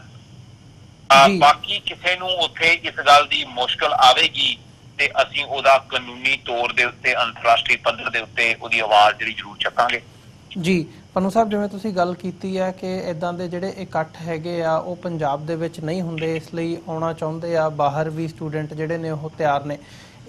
ਇਸੇ ਇਕੱਠ ਦੇ ਨਾਲ ਜੇ ਰਿਲੇਟਡ ਮੈਂ ਤੁਹਾਨੂੰ ਪੁੱਛਣਾ ਹੋਵੇ ਵੀ ਐਗਜ਼ੈਕਟਲੀ, ਕਿਉਂਕਿ ਆਲੇ ਦੁਆਲੇ ਜਦੋਂ ਨਜ਼ਰ ਮਾਰਦੇ ਆ ਤਾਂ ਕੋਈ ਪ੍ਰੋਪਰ ਜਵਾਬ ਨਹੀਂ ਮਿਲਦਾ ਵੀ ਇਸ ਲੰਡਨ ਐਲਾਨਨਾਮੇ ਦੇ ਵਿੱਚ ਕੀ ਹੋਵੇਗਾ, ਕਾਹਦਾ ਐਲਾਨਨਾਮਾ ਹੈਗਾ। ਕੀ ਇਹਨੂੰ 1986 ਦਾ ਜਿਹੜਾ ਐਲਾਨਨਾਮਾ ਸੀਗਾ ਖਾਲਿਸਤਾਨ ਡੈਕਲੇਰੇਸ਼ਨ ਉਹਦੇ ਨਾਲ ਕੰਪੇਅਰ ਕੀਤਾ ਜਾ ਸਕਦਾ ਵੀ ਉਹਦੀ ਤਰਜ਼ ਤੇ ਕੁਝ ਹੋਵੇਗਾ, ਜਾਂ ਜਦੋਂ ਉਹ ਹੋ ਚੁੱਕਿਆ 1986 ਦੇ ਵਿੱਚ ਖਾਲਿਸਤਾਨ ਦਾ ਐਲਾਨਨਾਮਾ ਤਾਂ ਫਿਰ ਲੰਡਨ ਐਲਾਨਨਾਮੇ ਦੀ ਲੋੜ ਕੀ ਹੈਗੀ ਹੈ? ਇਹਦਾ ਜਵਾਬ ਤੁਸੀਂ ਕਿਵੇਂ ਦਿਓਗੇ? ਦੇਖੋ, ਇਹਦਾ ਮੈਂ ਅੱਗੇ ਵੀ ਸ਼ਾਇਦ ਇਸ ਵਿਸ਼ੇ ਦੇ ਉੱਤੇ ਗੱਲ ਕੀਤੀ ਸੀ, ਕਿਉਂਕਿ ਜਿਹੜੇ ਕੁਝ ਸੁਹਿਰਦ ਹੁੰਦੇ ਆ ਸਿੱਖ, ਜੇ ਉਹ ਇਹ ਸਵਾਲ ਪੁੱਛਣ ਤੇ ਅਸੀਂ ਉਹਦਾ ਜਵਾਬ ਜ਼ਰੂਰ ਦਿੰਦੇ ਆ, ਪਰ ਕਈ ਉਹ ਹੈਗੇ ਆ ਜਿਹੜੇ ਕਿ ਲੰਡਨ ਐਲਾਨਨਾਮੇ ਨੂੰ ਸਫਲ ਹੁੰਦਾ ਨਹੀਂ ਵੇਖਣਾ ਚਾਹੁੰਦੇ। ਕਈ ਸੰਸਥਾਵਾਂ ਵੀ ਹੈ, ਕਈ ਵਿਚਾਰਧਾਰਾ ਵਾਲੀ ਵੀ ਹੈ, ਰਾਜਨੀਤਿਕ ਵਿਚਾਰਧਾਰਾ ਅਲੱਗ ਵੀ ਹੋ ਸਕਦੀ ਹੈ ਜੀ। ਪਰ ਮੈਨੂੰ ਤੁਹਾਡਾ ਪਤਾ ਵੀ ਤੁਸੀਂ ਡਾਕਟਰ ਸਾਹਿਬ, ਡਾਕਟਰ ਅਮਰਜੀਤ ਹੋਰਾਂ ਦੇ ਹੀ ਚਲਾਏ ਹੋਏ ਅਸੀਂ ਇਸ ਰਾਹ ਦੇ ਉੱਤੇ, ਆਜ਼ਾਦੀ ਦੇ ਸੰਘਰਸ਼ ਦੇ ਉੱਤੇ ਤੁਰੇ ਹੋਏ ਆ। ਔਰ 86 ਦਾ ਜਿਹੜਾ ਐਲਾਨਨਾਮਾ ਜਾਂ ਜਿਹੜਾ 86 ਦਾ ਸਰਬੱਤ ਖਾਲਸਾ ਉਹ ਵੀ ਅਕਾਲ ਤਖਤ ਸਾਹਿਬ ਤੇ ਹੋਣਾ, ਉਹਨੂੰ ਤਾਂ ਕੋਈ ਵੀ ਮੈਚ ਨਹੀਂ ਕਰ ਸਕਦਾ, ਉਹਦੇ ਬਰਾਬਰੀ ਕਰ ਹੀ ਨਹੀਂ ਸਕਦਾ ਨਾ ਕੋਈ। ਇਹ ਤਾਂ ਸਵਾਲ ਹੀ ਮੁੱਢੋਂ ਗਲਤ ਹੈ ਕਿ ਇਹਨੂੰ ਉਹਦੇ ਨਾਲ ਬਰਾਬਰੀ ਕੀਤੀ ਜਾਏ ਲੰਡਨ ਦੇ ਵਿੱਚ ਕਿਸੇ ਐਲਾਨਨਾਮੇ ਨੂੰ ਜੀ। ਜਿਹੜਾ ਸਰਬੱਤ ਖਾਲਸੇ ਨੇ ਖਾਲਿਸਤਾਨ ਦੀ ਨੀਂਹ ਪੱਥਰ ਦੀ ਗੱਲ ਤੇ ਸੰਘਰਸ਼ ਖਾਲਿਸਤਾਨ ਦਾ ਦੱਸਤਾ, ਇਹ ਤਾਂ ਉਹਦਾ ਇੱਕ ਹਿੱਸਾ ਹੈ ਵੀ ਖਾਲਿਸਤਾਨ ਤਾਂ ਕਹਿ ਦਿੱਤਾ ਗਿਆ ਉਦੋਂ ਵੀ ਬਣਾਉਣਾ ਹੈ। ਤੇ ਪੰਜਾਬ ਦੇ ਨੌਜਵਾਨਾਂ ਨੇ ਹਥਿਆਰਬੰਦ ਸੰਘਰਸ਼ ਕਰਕੇ ਆਪਣੀਆਂ ਸ਼ਹਾਦਤਾਂ ਦੇ ਦਿੱਤੀਆਂ ਤੇ 10 ਮਿਲੀਅਨ ਸਿੱਖ ਅਫੈਕਟਡ ਹੋਇਆ। ਸਵਾਲ ਇਹ ਉੱਠਦਾ ਵੀ ਖਾਲਿਸਤਾਨ ਲੈਣਾ ਕਿੱਦਾਂ, ਉਹਦੇ ਸਟੈਪ ਕੀ ਕਿਹਾ ਕਿ ਖਾਲਿਸਤਾਨ ਸਾਡਾ ਗੋਲ ਹੈ, ਕੀ ਕਿਹਾ ਕਿ ਖਾਲਿਸਤਾਨ ਅਸੀਂ ਲੈਣਾ ਹੈ, ਕਿ ਏਦਾਂ ਖਾਲਿਸਤਾਨ ਮਿਲ ਜਾਵੇਗਾ। ਲੰਡਨ ਐਲਾਨਨਾਮਾ ਦੁਨੀਆ ਦੇ ਵਿੱਚ ਇੱਕੋ ਇੱਕ, ਚਾਹੇ 1947 ਦਾ ਲੈ ਲਓ, ਚਾਹੇ ਤੁਸੀਂ 86 ਤੋਂ ਲੈ ਲਓ ਜਾਂ ਅੱਜ ਲੈ ਲਓ, ਇਹ ਇੱਕੋ ਇੱਕ ਅੰਤਰਰਾਸ਼ਟਰੀ ਪੱਧਰ ਦੇ ਉੱਤੇ ਪਹਿਲੀ ਵਾਰ ਪੂਰੀ ਸਿੱਖ ਕੌਮ, ਇਹਦਾ ਸਿੱਖਸ ਫਾਰ ਜਸਟਿਸ ਸੰਸਥਾ ਜਾਂ ਮੁਹਿੰਮ ਨਾਲ ਲੈਣਾ ਦੇਣਾ ਕੁਛ ਨਹੀਂ ਅੱਜ ਦੀ ਤਰੀਕ ਜਾਂ ਪੰਨੂ ਨਾਲ, ਇਹ ਸਿੱਖ ਕੌਮ ਦੀ ਆਜ਼ਾਦੀ ਦਾ, ਗੁਰੂ ਗ੍ਰੰਥ ਦੇ ਗੁਰੂ ਪੰਥ ਦੀ ਆਜ਼ਾਦੀ ਦਾ, ਪੰਜਾਬ ਦੀ ਅੰਤਰਰਾਸ਼ਟਰੀ ਪੱਧਰ ਤੇ ਆਜ਼ਾਦੀ ਦੇ ਕੇਸ ਦਾ ਸੰਕਲਪ ਹੈ, ਉਸ ਚੀਜ਼ ਦਾ ਉਦਣ ਐਲਾਨਨਾਮਾ ਜੀ। ਤੇ ਇਹਦੇ ਵਿੱਚ ਕੋਈ ਇੰਟਰਨੈਸ਼ਨਲੀ ਜਦੋਂ ਅਸੀਂ ਐਕਸਪੈਕਟ ਕਰਦੇ ਆ ਤੇ ਕੀ ਜਿਹੜੇ ਲੋਕ ਹੈਗੇ ਆ ਜਾਂ ਸੰਗਤਾਂ ਹੈਗੀਆਂ ਨੇ ਜਿਨ੍ਹਾਂ ਨੇ ਉੱਥੇ ਪਹੁੰਚਣਾ, ਇੰਟਰਨੈਸ਼ਨਲ ਲੈਵਲ ਤੇ ਲੰਡਨ ਦੇ ਵਿੱਚ ਇਸ ਐਲਾਨਨਾਮੇ ਦਾ ਹੋਣਾ ਕੀ ਮਾਇਨੇ ਰੱਖਦਾ ਹੈ ਤੇ ਕੀ ਜਿਹੜੀਆਂ ਬਾਕੀ ਕੌਮਾਂ ਹੈਗੀਆਂ ਨੇ ਉਹਨਾਂ ਤੱਕ ਵੀ ਪਹੁੰਚ ਕੀਤੀ ਜਾ ਰਹੀ ਹੈ ਜਾਂ ਕੀਤੀ ਗਈ ਹੈ? ਜਿਵੇਂ ਤੁਸੀਂ ਜੇ ਇਸ ਮੁਹਿੰਮ ਨੂੰ ਪਿਛਲੇ ਸਾਲਾਂ ਦੇ ਵਿੱਚ ਦੇਖਣਾ ਹੋਵੇ ਤਾਂ ਕੈਟਾਲੋਨੀਆ ਦੇ ਵਿੱਚ, ਕਿਊਬੈਕ ਦੇ ਵਿੱਚ, ਜਿੱਥੇ ਹੋਰ ਥਾਈਂ ਰੈਫਰੈਂਡਮ ਹੋਏ ਆ, ਕੀ ਉਹਨਾਂ ਦੇ ਨੁਮਾਇੰਦਿਆਂ ਨਾਲ ਜਾਂ ਉਹਨਾਂ ਲੋਕਾਂ ਦੇ ਨਾਲ ਤੁਸੀਂ ਸੰਪਰਕ ਕੀਤਾ? ਕੀ ਕਹਿਣਾ ਚਾਹੋਗੇ ਇਸ ਬਾਰੇ? ਦੇਖੋ, ਪਹਿਲੀ ਗੱਲ ਹੈਗੀ ਹੈ ਵੀ ਇਹ ਲੰਡਨ ਦੇ ਵਿੱਚ ਕਿਉਂ ਕੀਤਾ ਜਾ ਰਿਹਾ। ਲੰਡਨ ਦਾ, ਪੰਜਾਬ ਦਾ ਤੇ ਸਿੱਖ ਰਾਜ ਦਾ ਆਪਸ ਚ ਬਹੁਤ ਗੂੜਾ ਸੰਬੰਧ ਹੈ, ਕਿਉਂਕਿ ਲੰਡਨ ਹੀ ਇਹੋ ਜਿਹੀ ਜਗ੍ਹਾ ਹੈ, ਬ੍ਰਿਟਿਸ਼ ਹੀ ਇਹੋ ਜਿਹਾ ਹੈ ਜਿਨਨੇ ਆਖਰੀ ਵਾਰ ਪੰਜਾਬ ਦੇ ਆਜ਼ਾਦ ਮੁਲਕ ਨੂੰ, ਪੰਜਾਬ ਦੇ ਆਜ਼ਾਦ ਰਾਜ ਨੂੰ ਐਨੈਕਸ ਕਰਕੇ ਆਪਣੇ ਨਾਲ ਮਿਲਾ ਲਿਆ ਸੀ। ਦੇਖੋ, ਲੰਡਨ ਦੀ, ਸਿੱਖ ਰਾਜ ਦੀ, ਪੰਜਾਬ ਦੀ ਤੇ ਬ੍ਰਿਟਿਸ਼ ਦੀ ਆਪਸ ਦੇ ਵਿੱਚ ਬੜਾ ਗੂੜਾ ਸੰਬੰਧ ਹੈ, ਕਿਉਂਕਿ ਇਹ ਉਹੀ ਮੁਲਕ ਹੈ, ਇਹ ਉਹੀ ਲੰਡਨ ਹੈ ਜਿੱਥੇ ਸਿੱਖ ਰਾਜ, ਪੰਜਾਬ ਆਜ਼ਾਦ ਮੁਲਕ ਜਿਹੜਾ ਹੈ ਉਹ ਬ੍ਰਿਟਿਸ਼ ਸਰਕਾਰ ਨੇ ਐਨੈਕਸ ਕਰਕੇ ਆਪਣੇ ਰਾਜ ਵਿੱਚ ਮਿਲਾ ਲਿਆ ਸੀ। ਔਰ ਜਦੋਂ 1947 ਦੇ ਵਿੱਚ ਇੰਡੀਆ, ਜਿਹਦੀ ਕੋਈ ਹੋਂਦ ਨਹੀਂ ਸੀ, ਜਿਹੜਾ ਕੋਈ ਮੁਲਕ ਨਹੀਂ ਸੀ, ਜਿਹੜਾ ਅੱਜ ਵੀ ਕੋਈ ਮੁਲਕ ਨਹੀਂ ਹੈ, ਉਸ ਦੀ ਹੋਂਦ ਜਦੋਂ ਆਉਂਦੀ ਹੈ ਤੇ ਪੰਜਾਬ ਜਿਹੜਾ ਇੱਕ ਅਲੱਗ ਇੰਡੀਆ ਦੇ ਰਾਜ ਤੋਂ ਪਹਿਲਾਂ ਸੀ, ਉਹਦੀ ਬਾਗਡੋਰ ਜਿਹੜੀ ਹੈ ਇੰਡੀਆ ਦੇ ਹੱਥ 'ਚ ਫੜਾ ਦਿੱਤੀ ਜਾਂਦੀ ਹੈ। ਇੱਥੋਂ ਸੰਕਲਪ ਅੰਤਰਰਾਸ਼ਟਰੀ ਪੱਧਰ ਤੇ ਲੈਣਾ, ਇੱਥੋਂ ਲੰਡਨ ਤੋਂ ਐਲਾਨਨਾਮਾ ਕਰਨਾ ਕਿ ਪੰਜਾਬ ਇੰਡੀਆ ਦੀ ਹਕੂਮਤ ਥੱਲੇ ਗੁਲਾਮ ਹੈ, ਕਿ ਪੰਜਾਬ ਅੰਤਰਰਾਸ਼ਟਰੀ ਕਾਨੂੰਨਾਂ ਤਹਿਤ ਆਪਣੀ ਆਜ਼ਾਦੀ ਦੀ ਮੰਗ ਕਰਦਾ ਹੈ, ਕਿ ਪੰਜਾਬ ਦੇ ਮੂਲ ਨਿਵਾਸੀ ਸਿੱਖ ਭਾਰਤ ਵਿੱਚ ਗੁਰੂ ਗ੍ਰੰਥ ਤੇ ਗੁਰੂ ਪੰਥ ਜਿਹੜਾ ਮਹਿਫੂਜ਼ ਨਹੀਂ ਹੈ, ਔਰ ਅਸੀਂ ਉਹ ਅੰਤਰਰਾਸ਼ਟਰੀ ਵਕੀਲਾਂ ਰਾਹੀਂ ਲੰਡਨ ਐਲਾਨਨਾਮੇ ਦੌਰਾਨ ਆਪਣੇ ਕੇਸ ਦਾ ਓਵਰਵਿਊ, ਆਪਣੇ ਕੇਸ ਦੇ ਤੱਥ ਦੁਨੀਆ ਦੇ ਦੇਸ਼ਾਂ ਸਾਹਮਣੇ ਲੰਡਨ ਐਲਾਨਨਾਮੇ ਦੇ ਵਿੱਚ ਰੱਖਾਂਗੇ। ਜੀ ਪਨੂ ਸਾਹਿਬ, ਇਸੇ ਦੇ ਨਾਲ ਜਿਵੇਂ ਮੇਰਾ ਸਵਾਲ ਦੇ ਵਿੱਚ ਵੀ ਸੀਗਾ ਵੀ ਜਿੱਥੇ ਪਹਿਲਾਂ ਰੈਫਰੈਂਡਮ ਹੋਏ ਆ, ਕਿਊਬੈਕ ਦੀ ਗੱਲ ਕਰਨੀ ਹੋਵੇ, ਕੈਟਾਲੋਨੀਆ ਦੀ ਗੱਲ ਕਰਨੀ ਹੋਵੇ, ਜਾਂ ਹੋਰ ਜਿਹੜੀਆਂ ਐਗਜ਼ਾਮਪਲ ਸਾਡੇ ਸਾਹਮਣੇ ਨੇ ਜਿੱਥੇ ਤੁਸੀਂ ਬੈਠੇ ਹੋ, ਸਕਾਟਲੈਂਡ ਦੀ ਗੱਲ ਕਰਨੀ ਹੋਵੇ, ਤਾਂ ਉਹਨਾਂ ਦੇ ਨਾਲ ਕੋਈ ਵਾਰਤਾਲਾਪ, ਕੋਈ ਕਮਿਊਨੀਕੇਸ਼ਨ ਜਾਂ ਉਹਨਾਂ ਦੇ ਵੱਲੋਂ ਇਸ ਸਾਰੀ ਮੁਹਿੰਮ ਦੇ ਵਿੱਚ ਕੋਈ ਸ਼ਮੂਲੀਅਤ ਦੀ ਗੱਲ? ਦੇਖੋ, ਤੁਸੀਂ ਵੇਖਿਆ ਕਿ ਅਸੀਂ ਕੈਟਾਲੋਨੀਆ ਦੇ ਰੈਫਰੈਂਡਮ ਜਿਹੜਾ ਨਾਨ ਬਾਈਂਡਿੰਗ ਹੋਇਆ, ਅਸੀਂ 1 ਸਾਲ ਤਕਰੀਬਨ ਉਹਨਾਂ ਦੇ ਉੱਥੇ ਲਾਇਆ ਸੀ, ਔਰ ਉਸ ਤੋਂ ਬਾਅਦ ਵੀ ਅਸੀਂ ਲਗਾਤਾਰ ਉਹਨਾਂ ਦੇ ਸੰਪਰਕ ਦੇ ਵਿੱਚ ਹੈਗੇ ਆ। ਕੁਰਦਿਸਤਾਨ 'ਚ ਵੀ ਲਾਇਆ, ਵੈਨਜ਼ੂਏਲਾ ਵਾਲਾ ਵੀ ਦੇਖਿਆ, ਟਿਊਬਿਕਨ ਦੇ ਨਾਲ ਸੰਬੰਧ ਹੈਗੇ ਆ, SNP ਦੇ ਨਾਲ ਸੰਬੰਧ ਹੈ, ਪਰ ਇਹ ਕੋਈ ਰਾਜਨੀਤਿਕ ਰੈਲੀ ਜਾਂ ਉਦਣ ਬਿਆਨਬਾਜ਼ੀ ਨਹੀਂ ਹੋ ਰਹੀ ਵੀ ਉਹ ਸਾਡਾ ਸਾਥ ਦੇਣਗੇ। ਇਹ ਇੱਕ ਲੰਡਨ ਐਲਾਨਨਾਮਾ ਇਤਿਹਾਸਿਕ ਸਿੱਖ ਕੌਮ ਤੇ ਪੰਜਾਬ ਦੀ ਆਜ਼ਾਦੀ ਦਾ ਅੰਤਰਰਾਸ਼ਟਰੀ ਕਾਨੂੰਨਾਂ ਤਹਿਤ ਐਲਾਨਨਾਮਾ ਹੈ, ਜੋ ਅੰਤਰਰਾਸ਼ਟਰੀ ਵਕੀਲ ਹੈ, ਐਕਸਪਰਟ ਹੈ, UN ਦੇ ਵਿੱਚ ਜਿਨ੍ਹਾਂ ਨੇ ਕੰਮ ਕੀਤਾ ਹੈ, ਉਹ ਵਕੀਲਾਂ ਦੇ ਰਾਹੀਂ ਆਪਾਂ ਆਪਣੇ ਕੌਮ ਨੂੰ ਇਸ ਐਲਾਨਨਾਮੇ ਦੇ ਉੱਤੇ ਸੰਕਲਪ ਦਿਵਾਉਣਾ ਹੈ ਕਿ ਅੰਤਰਰਾਸ਼ਟਰੀ ਕਾਨੂੰਨਾਂ ਰਾਹੀਂ ਪੰਜਾਬ ਇੱਕ ਆਜ਼ਾਦ ਮੁਲਕ ਦੀ ਹੋਂਦ ਰੱਖਦਾ ਹੈ, ਔਰ ਅਸੀਂ 2020 ਦੇ ਵਿੱਚ ਗੈਰ ਸਰਕਾਰੀ ਢੰਗ ਨਾਲ ਪਹਿਲਾਂ ਵੋਟਾਂ ਪਵਾ ਕੇ ਆਪਣਾ ਕੇਸ ਦੁਨੀਆ ਦੇ ਸਾਹਮਣੇ, ਯੂਨਾਈਟਿਡ ਨੇਸ਼ਨ ਸਾਹਮਣੇ ਰੱਖਾਂਗੇ। ਜੀ ਪਨੂ ਸਾਹਿਬ, ਜਿਵੇਂ ਤੁਸੀਂ ਗੱਲ ਕੀਤੀ ਹੈ ਕਿ 2020 ਦੇ ਵਿੱਚ ਇੱਕ ਗੈਰ ਸਰਕਾਰੀ ਤੌਰ ਤੇ ਰੈਫਰੈਂਡਮ ਜਿਹੜਾ ਹੈਗਾ ਉਹ ਕਰਵਾਉਣ ਦੀ ਲਾਈਨ ਹੈਗੀ ਹੈ, ਜਿਹਦੀ ਇਹ ਮੁਹਿੰਮ ਦਾ ਇੱਕ ਅਹਿਮ ਹਿੱਸਾ ਹੈਗਾ, ਜੋ ਲੰਡਨ ਦੇ ਵਿੱਚ ਟ੍ਰਫਾਲਗਰ ਸਕੁਆਇਰ 12 ਅਗਸਤ ਨੂੰ ਐਲਾਨਨਾਮਾ ਕੀਤਾ ਜਾ ਰਿਹਾ ਹੈ। ਕੁਝ ਸਵਾਲ ਜਿਹੜੇ ਵਾਜਬ ਵੀ ਕਹੇ ਜਾ ਸਕਦੇ ਆ ਤੇ ਨੋਰਮਲ ਆਮ ਬੰਦਿਆਂ ਦੇ ਵਿੱਚੋਂ ਵੀ ਉੱਠਦੇ ਆ, ਉੱਦਾਂ ਦੇ ਕੁਝ ਸਵਾਲ ਜਿਹੜੀਆਂ ਪੰਥਕ ਜਥੇਬੰਦੀਆਂ ਹੈਗੀਆਂ ਨੇ ਉਹਨਾਂ ਦੇ ਵਿੱਚ ਵੀ ਜਦੋਂ ਅਸੀਂ ਦੇਖਦੇ ਹਾਂ ਇਸ ਵਕਤ, ਤਾਂ ਮੀਡੀਆ ਦੇ ਵਿੱਚ ਵੀ ਆਇਆ ਹੈਗਾ ਵੀ ਅਕਾਲੀ ਦਲ ਅੰਮ੍ਰਿਤਸਰ ਤੇ ਦਲ ਖਾਲਸਾ ਦੇ ਜਿਹੜੇ ਪ੍ਰਧਾਨ ਹੈਗੇ ਆ, ਉਹਨਾਂ ਨੇ ਇਕੱਠਿਆਂ ਹੋ ਕੇ ਸਾਂਝੇ ਤੌਰ ਤੇ ਤੁਹਾਨੂੰ ਇੱਕ ਚਿੱਠੀ ਲਿਖੀ ਹੈ, ਜਿਹਦਾ ਹਜੇ ਤੱਕ ਜਿਹੜਾ ਜਵਾਬ ਹੈਗਾ ਉਹ ਮੈਨੂੰ ਤਾਂ ਨਹੀਂ ਹੋ ਸਕਦਾ, ਮੈਨੂੰ ਤਾਂ ਨਹੀਂ ਉਹ ਦੇਖਣ ਨੂੰ ਮਿਲਿਆ ਹੈਗਾ। ਉਹਦੇ ਜਵਾਬ ਦੇ ਵਿੱਚ ਤੁਸੀਂ ਕੀ ਕਹਿਣਾ ਚਾਹੋਗੇ? ਉਹ ਜਿਹੜੀ ਚਿੱਠੀ ਹੈਗੀ ਹੈ, ਮੈਂ ਉਮੀਦ ਕਰਦਾ ਤੁਸੀਂ ਉਹ ਪੜ੍ਹੀ ਹੋਵੇਗੀ।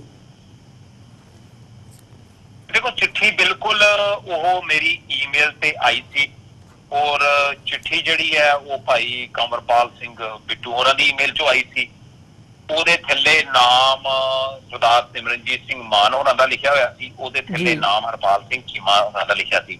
ਨਾ ਤੇ ਉਹ ਸਰਦਾਰ ਸਿਮਰਨਜੀਤ ਸਿੰਘ ਮਾਨ ਦੀ ਆਫੀਸ਼ੀਅਲ ਲੈਟਰ ਹੈਡ ਤੇ ਆਈ, ਨਾ ਉਹਨਾਂ ਦੀ ਈਮੇਲ ਚੋਂ ਆਈ। ਉਹਨਾਂ ਦੇ ਨੇੜਲੇ ਸਾਥੀਆਂ ਨੇ, ਯੂਕੇ ਦੇ ਜਿਹੜੇ ਉਹਨਾਂ ਦੇ ਨੇੜਲੇ ਸਾਥੀ ਆ, ਉਹਨਾਂ ਨੂੰ ਪਤਾ ਮੈਂ ਕਿੰਨਾ ਦੀ ਗੱਲ ਕਰ ਰਿਹਾ, ਉਹਨਾਂ ਦੀ ਸਾਡੇ ਪੂਰੇ ਜਿਹੜੇ ਅਸੀਂ ਮੁਹਿੰਮ ਚਲਾਉਂਦੇ ਆ ਉਹਨਾਂ ਨਾਲ ਸਾਡੀ ਮੀਟਿੰਗ ਹੋਈ ਸੀ ਚਿੱਠੀ ਆਉਣ ਤੋਂ ਪਹਿਲਾਂ। ਉਹਨਾਂ ਨੇ ਕਿਹਾ ਸੀ ਵੀ ਮਾਨ ਸਾਹਿਬ ਨਾਲ ਗੱਲਬਾਤ ਕਰਨੀ ਜ਼ਰੂਰੀ ਆ।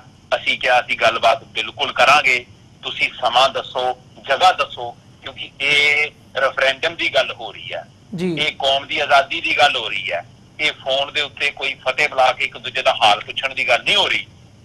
ਉਹਨਾਂ ਨੂੰ ਖੁੱਲ੍ਹੇਆਮ ਕਿਹਾ ਗਿਆ ਸੀ ਵੀ ਗੱਲ ਕਰਨ ਨੂੰ ਤਿਆਰ ਆ, ਪਰ ਫੇਰ ਵੀ ਇਸ ਚੀਜ਼ ਦੇ ਬਾਵਜੂਦ ਇੱਕ ਈਮੇਲ ਭੇਜੀ ਜਾਂਦੀ ਹੈ।